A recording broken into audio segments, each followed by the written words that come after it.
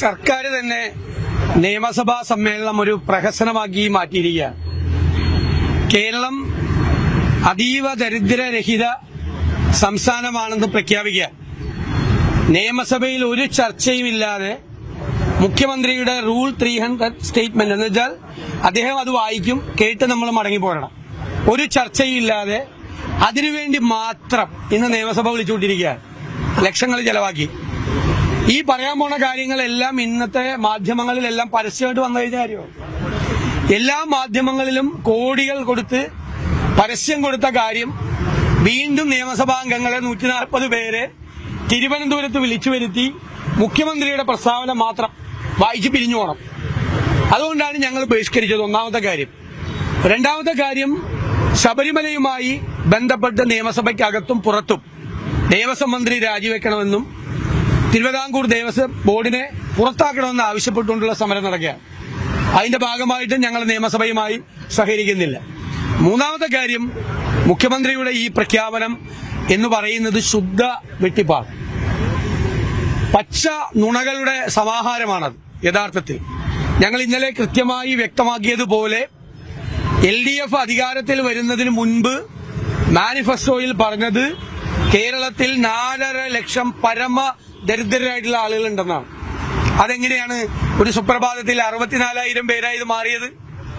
രണ്ടാമത്, ഗവൺമെന്റ് തന്നെ നിയമസഭയിൽ തന്ന മറുപടിയിൽ കേന്ദ്ര ഗവൺമെന്റ് ദരിദ്രരിൽ അതിദരിദ്രരെ തീരുമാനിക്കുന്നത് ആണ്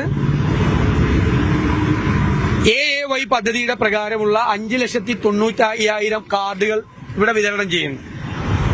ആ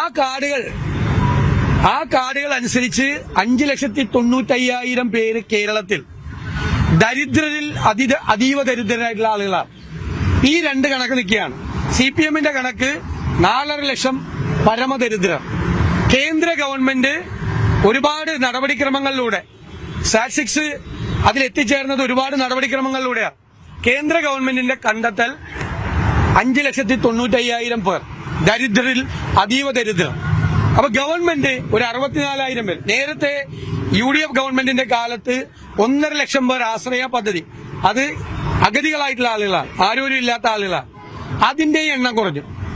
മാത്രമല്ല, കേരളത്തിൽ പട്ടിക ആദിവാസി കുടുംബങ്ങൾ 1,16,000 കുടുംബങ്ങളുണ്ട്. അതിൽ 6,400 പേരെ ഇതിന്റെ അകത്ത് പെട്ടിട്ടുള്ളൂ. ബാക്കി എല്ലാവരെല്ലാം സമ്പന്നരായിട്ടുള്ള ആളുകളാണ്. ഇന്നത്തെ വാർത്ത എന്താ? തിരുവനന്തപുരത്ത് ഒരു സ്ത്രീ പട്ടിണി കൊണ്ട് മരിച്ചു എന്നാണ്. ഒറ്റയ്ക്ക് താമസിക്കുന്നവര്, അവരെ അതീവ ദരിദ്രരുടെ കൂട്ടത്തിൽ പെട്ടില്ലേ ആ സ്ത്രീ? കണ്ടില്ല ഇന്നത്തെ പത്രവാർത്ത? ഇന്നത്തെ വാർത്ത അതാണ്. ഒരു പാവപ്പെട്ട വൃദ്ധയായ സ്ത്രീ കുറെ ദിവസം പട്ടിണി കിടന്ന് മരിച്ചു എന്നാണ്. പട്ടിണി കടന്ന ഒരു ഷെഡിൽ മരിച്ചു എന്നുള്ള വാർത്തയാണ് ഇന്ന് വന്നിരിക്കുന്ന വാർത്ത. അവരെ അതീവ ദരിദ്രയല്ലേ?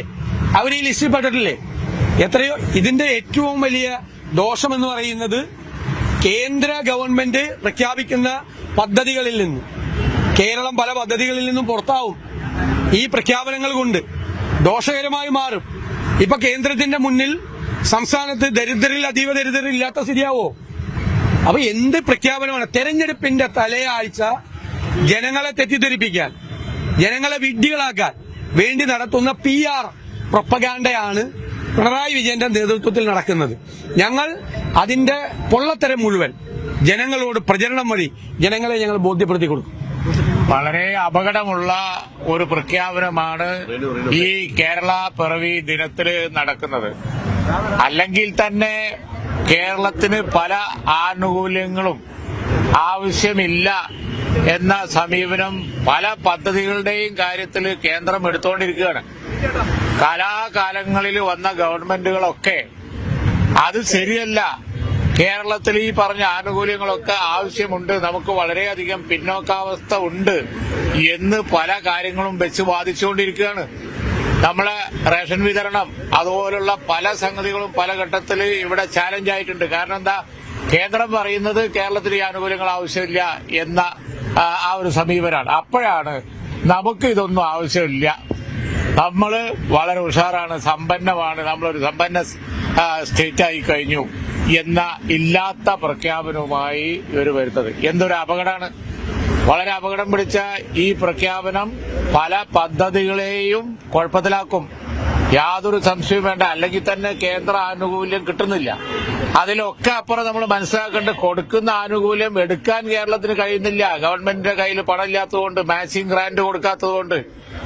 എന്നിട്ട് വെറുതെ ഒരു പ്രഖ്യാപനം നടത്തുകയാണ്. ചികിത്സയില്ല, സ്കീമില്ല, പദ്ധതിയില്ല. കാലാകാലങ്ങളിൽ കേരളം നടത്തിക്കൊണ്ടുപോയ അല്പം കേരളം മറ്റു സംസ്ഥാനങ്ങളെക്കാൾ മെച്ചപ്പെട്ട് നിൽക്കുന്നതിന്റെ കാരണം എന്താ വെച്ചാൽ, സർക്കാരിന്റെ കയ്യിൽ ആവശ്യമായ പണമുണ്ട്. എന്തിന്? സബ്സിഡൈസ് ചെയ്യാനും സൗജന്യ ചികിത്സ കൊടുക്കാനും അതുപോലെ തന്നെ പല സാമൂഹിക ക്ഷേമ പദ്ധതികൾ കൊടുക്കാനും ഒക്കെ.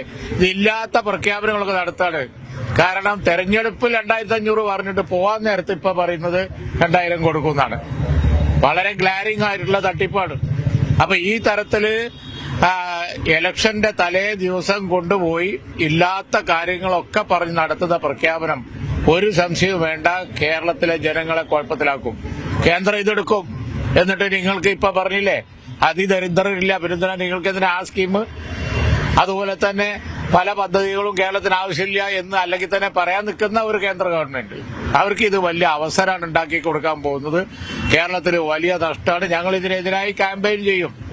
ഒരു സംശയവും വേണ്ട. ഇതിന്റെ പൊള്ളത്തരം 2500 പ്രോമിസ് ചെയ്ത് 5 കൊല്ലം കഴിഞ്ഞപ്പോൾ 2000 കൊടുക്കും എന്ന് ഇലക്ഷന്റെ തലേന്ന് പ്രഖ്യാപിക്കുക. ഇതുപോലുള്ള കാര്യങ്ങൾ ഞങ്ങൾ ക്യാമ്പയിൻ ചെയ്ത് പൊളിക്കും. യാതൊരു സംശയവും വേണ്ട. ഇതുകൊണ്ട് ഇടതുപക്ഷം വിചാരിച്ച ഒരു ഇലക്ഷൻ വിജയവും അവർക്കുണ്ടാകാൻ പോകുന്നില്ല.